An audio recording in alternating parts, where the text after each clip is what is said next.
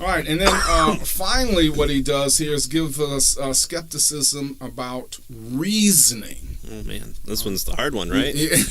Because to kind of start out, you were always reasoning. Yeah. In fact, what he says is, now in all this arguing for skepticism, Hume is using his reason, right?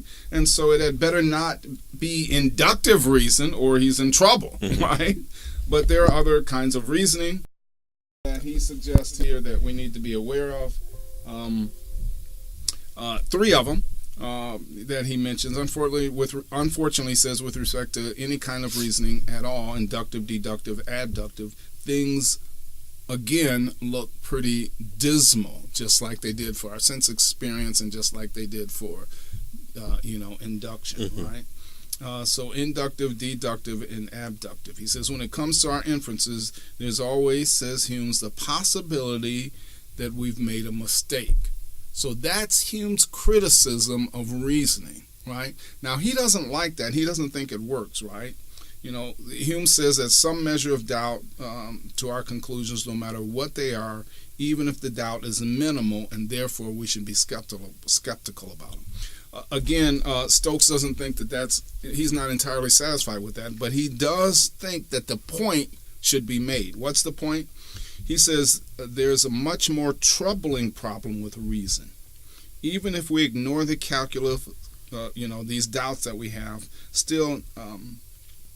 we still never have a non-circular argument for reason's reliability.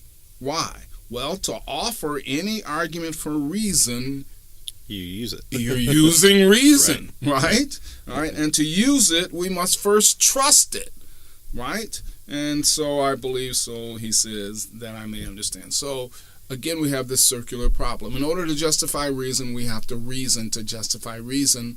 But the thing that we're trying to justify is the thing that we're using that's a circular argument. The problem with circular arguments is not that they're bad. It's just that they don't tell us anything. They're empty. It's like I said before.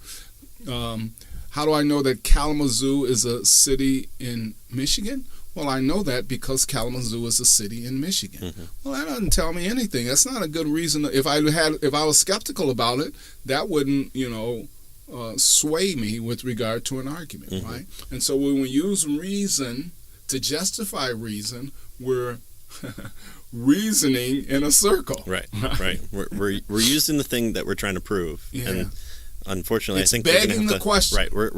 We kind of have to step outside of the universe in order to get there. We have to have some external person to tell us that this is the way things have to be. Otherwise, we're kind of stuck in a circle. So maybe kind of a supreme being that may have made this too. Yeah, it's the same way with our sense experience, right? Mm-hmm. How do we trust him? We can't if all we're using is our sense. It's as if we need someone outside of the sense experience to say, yes, your sense experience is authentic and it is trustworthy. Mm-hmm. Right? That kind of thing. And can be checked, or when you use reason, there's an understanding that you can know the universe. The fact that we believe that we can know things about the universe or predict things kind of puts an assumption within the universe itself that this blob of matter and energy has no ability, that we can know things. Yeah. Why is that even the case? Why